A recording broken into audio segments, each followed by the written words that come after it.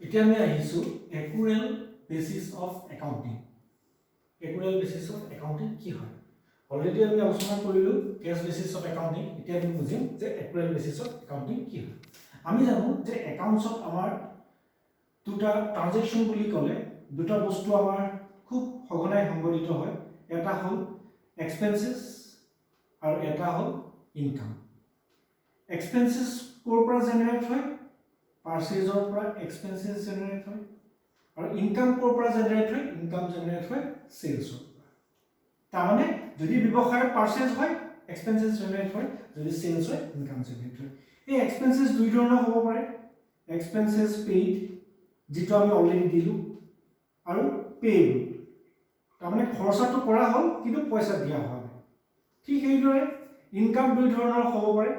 Income ৰিসিভড যি ইনকামৰ পইচা আমি অলৰেডি পালো আৰু ইনকাম ৰিসিভেবল তাৰমানে কি সেল হ'ল বাট আমি পইচাটো এতিয়াও পোৱা নাই। এতিয়া আমি আহো accrual basis of accounting. Accrual basis of accounting মানে আমি কি বুঝো?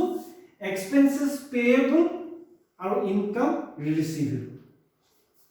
তাৰমানে কি ই totally cash basis of accounting to exclude কৰে। ক্যাশ বেসিস অফ একাউন্টিংত কি হয়?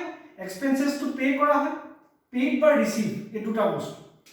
এই পেইড বা ৰিসিভ দুটা বস্তু ক'ত হয়? Cash basis. আৰু পেয়েবল বা ৰিসিভেবল এই দুটা বস্তু ক'ত হয়? একুৰেল বেসিস। এতিয়া আমি বুজিম যে একুৰেল বেসিস অফ একাউন্টিং কি? যেটো খৰচা আমাৰ কৰা হৈছে পইচাটো এতিয়াও দিবলৈ বাকি আছে আৰু যেটো ইনকাম অলৰেডি আমি কৰিছো বাট পইচাটো এতিয়াও পাব লগা আছে। এটোক আমি কি বুলি কওঁ?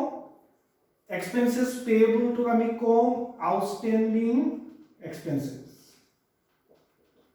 Mind it, payable that is English word and outstanding word to is purely accounting terms. Again, income receivable to আমি কি বুলি কওঁ? Accrued income. I think this is clear to all of you.